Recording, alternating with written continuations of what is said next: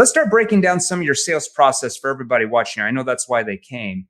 Connecting questions. Let's start there. So originally, before you started learning NEPQ, how did you really start your calls? Well, we'd set a frame at the beginning, right?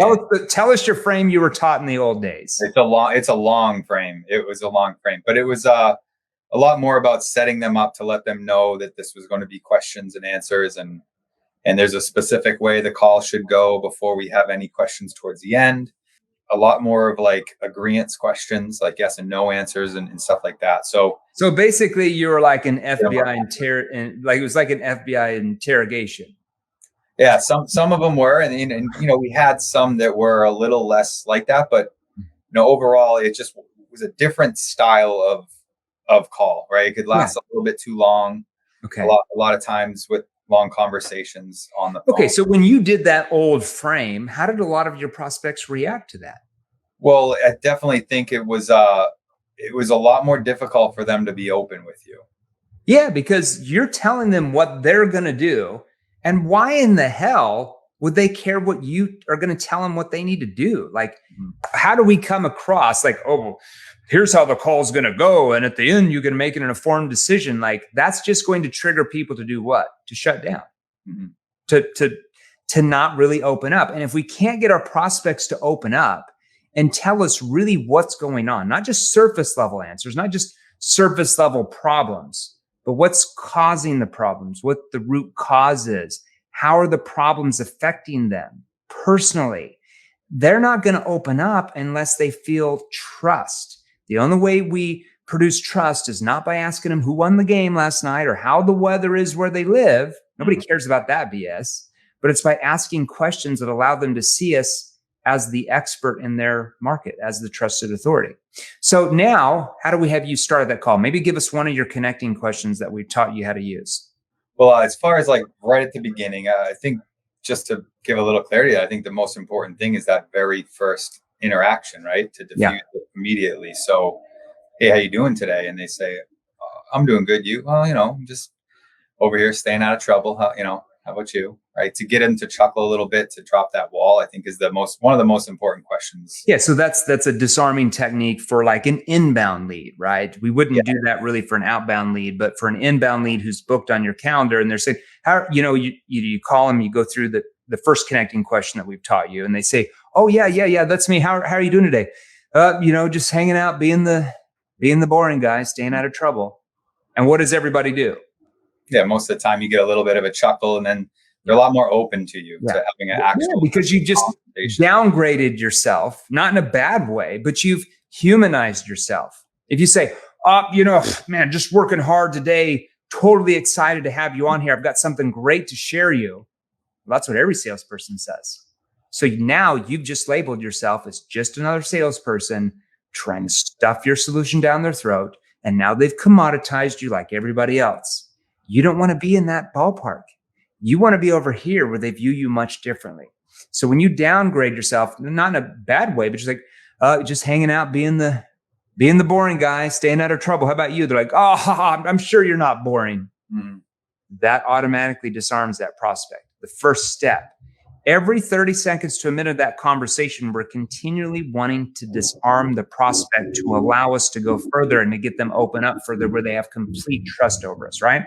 Okay, so then we go, there's a couple other connecting questions that we've taught you how to use. Well, we won't give those out to everybody. We don't have time. But then we go into your situation questions. And that's where we're finding out what their present situation actually is. Now, there's two problems that your services that you guys sell solve. What are those two main problems? Usually it's time and money. People wanted to have more time back with their families or make more money so they can get out of their job. Yeah. So it's just like, we train a lot of companies that sell franchises, right? And it's the same type of thing as like affiliate marketing.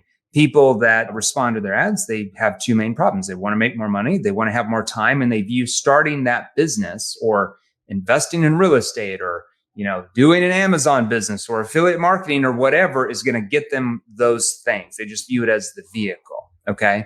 So we have to find out what they're currently doing. What's their situation? What's a situation question we've taught you how to ask? It's like, okay, so I've looked at your notes, but I don't want to presume anything. So what are you currently doing for a living right now?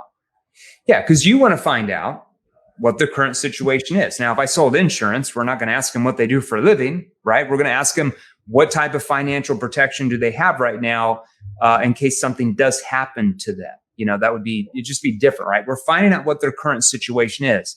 For every industry, that's going to be a different situation question that we have to tweak. Okay. So then they tell you what they're doing, what's going on. There's about 3 or 4 other situation questions that we've taught you how to ask. Now you see what their situation is, but more importantly, who's starting to see what their situation is? Well, they start telling themselves what's going on with themselves. They are starting to tell themselves what their complete situation is. That's not bringing out much emotion there. That's mainly factual questions. You're getting factual data and answers, but that helps you see a clear picture and them. Then we're going to move into our problem awareness stage. And there's, 4 or 5 different questions we're going to ask in there. And they're conversational. They're not question, answer, question, answer, question, answer, because your prospects are going to feel like they're interrogated and they're just going to shut down, right? That's what consultative selling does. It causes a lot of people to shut down because it's more factual based questions and answers. What's one problem where we won't have you give away all your problem awareness questions that we've taught you, but what's one problem awareness question in that stage that we've taught you how to ask? All right. Yeah. So just as an example, they tell me that they're working in a warehouse job, new 9 to 5. Okay. So you being at the warehouse job for the last 6 years, do you like what you're doing for a living? Yeah. Now, why would we want to find out if they like what their current situation is, which for you is what they're doing for a living now? Because you're trying to get them to eventually want to leave that job to start their own business full time, right? Mm-hmm. Yeah. Why would we want to find that out? Of that is to figure out what it is they do or don't like about their current situation by verbalizing it to you and themselves. Yeah. To see if we actually could have a solution for them. Right. So notice what Shane did. That's the first problem awareness question. There's about 3 or 4 or 5 other ones that we have to ask after that, which we don't have time to go into that today. So, okay. So he repeats back what they've already told him in situation. Okay. So you've been working at this dental clinic for the last 5 years. Do you like what you're doing for a living? See how he has facial expressions there, the skepticism and that pause. Why do we teach you how to do a verbal pause there? Why is that so important? Why not just say, so you've been a dentist for the last 5 years. Do you like what you're doing for a living? What's the difference?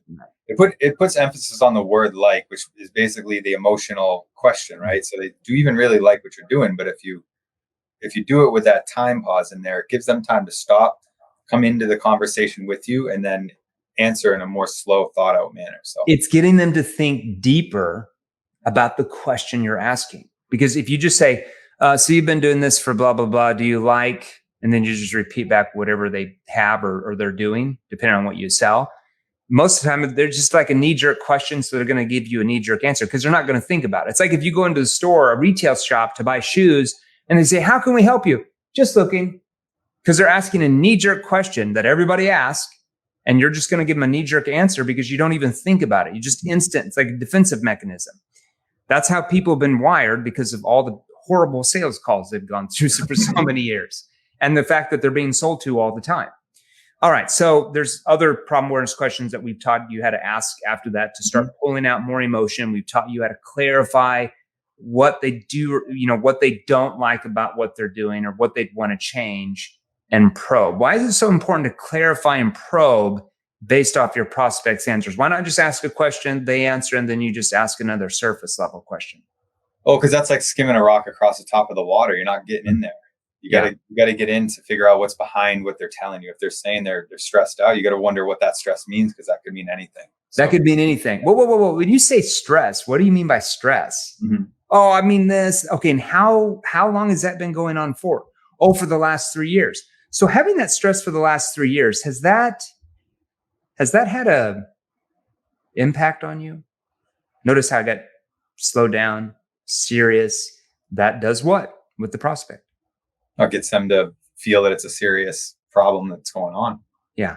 It gets them to internalize instead of just saying they have stress and you just move on and you take that at face value because you don't know what that means. You want them to relive that stress. You want them to tell themselves how that stress is affecting them, how it's affecting their company, how it's affecting their family, whatever you sell. You want You want them to see in their mind and visualize what that stress is doing to them. Because if you're the one doing that, but they're not really thinking about it, they're not going to buy it. And there's no urgency for them to do. They don't feel the need. They don't feel the urgency, right? Okay, so then there's other questions in there, but we don't have time. So then you go into your solution awareness questions. Solution awareness questions basically are there to really help the prospect see what their future is going to look like once all these problems are solved that they didn't even know they had before they got on with you. Okay, we call that their objective state. There's several solution awareness questions we have you ask, but what's one that's important that we want you to ask in your process? Okay, so before you started talking with me today, had you already been out there looking for ways to start your own business so that you actually could make more money, or what were you doing? Why did we have you ask that question for what you sell? Why is that so important? We really want to see if they've tried other type of online businesses, because there's obviously the common things where is it a scam? Is it, what kind of results did they get? Did they get results? How long? So there's just so many things. So there's certain things we want you to help them discover in their own mind, because a lot of times they'll bring up some type of that's going to be a concern at the end if you don't help them overcome it in this process, right? That's what solution awareness questions do. And then once they've told you how it's going to make them feel and how they're going to be personally once these problems are solved, we then want to ask one consequence question. And we want to rip away their future in their mind and get them to defend themselves on why they want to actually get there. Why do we have you ask that consequence question? Oh, because it takes them off that high, right? And it drops them back down to oh, now I need this now. Yeah. It builds massive urgency, right? Yeah. And that's even in a B2B sale. It builds massive urgencies. We've taken companies, large companies, okay, small cap, mid cap, large cap companies that had 8 and 9 month sales cycles. And because of just these questions, got them to go from 9 months down to 3 month sales cycle. That's pretty hard to do with big corporations selling B2B when it has to go through legal and the board to get a sale and to get deals that are worth hundreds of thousands of dollars and millions of dollars in 3 months rather than 9 months to a year. Speeding up the sales process makes a company grow like crazy, but it's also for people like you that sell B2C too. It's the same process. Okay. So what's one consequence question we've taught you to ask? Why is this so important to you now though? Yeah, well, that's more of a probing question, right? Oh, so yeah, a good consequence for us would be so what happens if you don't do anything about getting out of that warehouse job that you've been in for the last 6 years and really never get that time back with your family, and you just stay there for the next, 5, 10, or 15 years? How do people respond to that? Oh, no, I got to do something about this. This isn't I'm not stopping here. I have to, or it's going to be game over. So it's very hard for them and then you say, but hold on, why now though? Why is that so important now? Oh, I've got to do it now because of this, because of this, because of that. So when you get to the end of that call, go through your presentation, ask your commitment questions to get them to close themselves. It's extremely hard for somebody to come back and say, well, I think I'm going to do this in 3 months or 6 months from now, because they already told themselves why they have to do it now. Mm-hmm.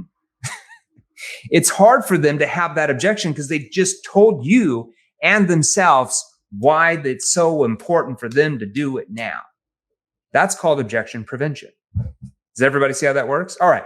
So in the way I would reword this, so hold on. What if you don't do anything about this though, and you stay at the same job, same income, the next 5, 10, 15 plus years? See the skepticism. Okay. Now, we go through our presentation. We've obviously taught you the 3 stages of the presentation about one of the biggest problems that people have when they come to us. You list the problem, how the problem impacts. The way we solve that is and you go through that part of your training program that you sell that solves that. And then, what that means to you is, and then you go over the advantages and benefits of what it's going to do for them. Doing your presentation that way, how do people respond to that? It keeps them engaged. It allows them to feel like they're part of the conversation, they're part of the solution, right? So they're oh, this is what it's going to do for me. And by asking little check-in questions to make sure they have an opportunity to tell you if there's still something they need, you can tailor it around that. Yeah. Now, with your industry that you're in, is it a 1-call close or 2-call close? I can't remember. Usually a 1. I mean, we 1-call close for a 1, if not a 2. Yeah, that makes sense. 1 or 2 call closes in your industry. Then we're going to ask our commitment questions. Now, before you learn commitment questions, what did you do to try to close the sale before you learned how to really sell? Well, we just go right into, okay, so, basically it's going to be this amount. How do you want to pay for it? And what would people do? Well, it'd be like, I don't really know if that's what I want to do. And then it would really come into a lot more of objections that were unnecessary at times. Yeah. Because you didn't know if they were even bought in yet. Yeah. You didn't even know where they're at. So what's a commitment question? Because there's a couple that we have you ask there to like get them committed on taking the next step, purchasing what you're offering so they can solve their problems and get where they want, right? What's one commitment question we've taught you how to use? So the first one would be like, well, do you feel like this could be the answer for you? And why do we have you use that? Because you want them to tell themselves why this is their solution to their problem. Yeah, exactly. Now, what do most people say when you ask that? Well, they'll give you basically yeah, of course. Yeah. I mean, I definitely think it could be. Yeah. They'll say, yeah, I think it. Yeah, I definitely think it could. Or they'll be like, yeah, I really want to do it, but, and then they'll throw out a concern. Maybe they don't feel like they have the money or whatever. And we won't have time to address that right now. What we do, it's pretty easy to ask a few questions around that. But when they say, yeah, let's just say they say, yeah, I really want to, but I just don't have the money. What do we teach you how to do there? Just that opening thing when they say that. Yeah. And that's not a problem. That's not a problem. But I guess if you did have the money, would you do this though? Yeah. And I would redo it like this because that's close. You probably just weren't looking at your structure there, but I would be like, yeah, I really want to do it, but I just don't have the money. That's not a problem. I mean, money aside, if you did have the funding, is this something that would work for you? Oh my gosh, yeah, this is great. Well, why do you feel like it would though? See, there's that probing question. Why do we want to ask that probing question on why they feel like it would? What does that do? Well, it gets them back from them saying they have this objection, but once they say they still would do it, they're also telling themselves again, this is why I need to do it. Yeah. And then we have this whole phrase that we teach in our virtual training courses and the inner circle about questions we're going to ask that allow them to come up with ways on how they're going to get the funding for it and get the funding now. Shane, thanks for being on here with us. I wanted to keep this to about 35, 38 minutes. We have to, we have one of the inner circle advanced training calls in like 22 minutes anyway. So I got to get off here. Any last words of advice for anybody listening out there? Yeah. If you really do want to like up level your skills in general, no matter what it is, but especially if you want to do sales, like dive in, like don't tippy toe around what you want, like dive in, get the training that you need, because it's the only way you're really ever going to change anything you got going on. Yeah. So how much money do you make as a salesperson if you just tippy toe around? Well, you make tippy toe money. Who wants tippy toe money? I want to make some money that get out of any situation. I don't want to have to look at bills anymore. You don't want to have to look at a check when you're going out to dinner with your friends or your family, right? Yeah. You want to have options. Learning the right skills is going to give you options to not have to think about that. Yeah, I'm a big believer, like money doesn't give you happiness. It just gives you a lot of options. Mm-hmm. And when you have a lot of options, it makes your life, a lot easier, right? If you don't have any options, you can't donate to your church. You can't help a family member in need. You can't send your kids to college without getting them in massive debt from loans. You're limited on what you can do in your life. When you make a lot of money, it just gives you a lot of options. It doesn't give you happiness. There's a lot of extremely wealthy people that are unhappy. It just gives you a lot of options to do other things in your life. That's it. If you're going to work the same 40 hours a week as a sales professional, why not make 3 or 4 times as much money and work less hours? I don't know. Seems logical.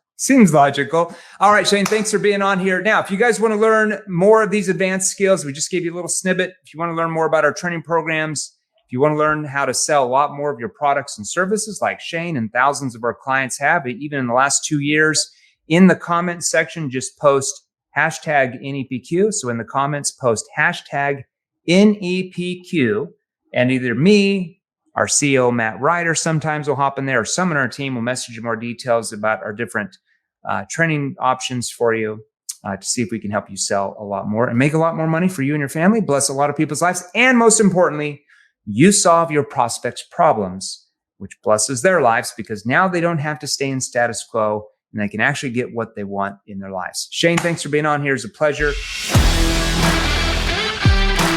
Hey guys, if you enjoyed these, here's another you can watch right over here, right over here. Join our free Sales Revolution group. Click the link below, join us, and we're gonna help you. Thanks for watching. We'll see you real soon.